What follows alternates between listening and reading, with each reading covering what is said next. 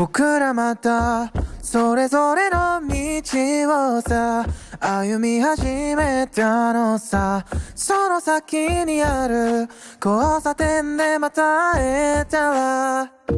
その時は二人で長い長い話を夜が明けるまで語り明かしたいね。今はグッバイ片道の人生に出会いという宝物。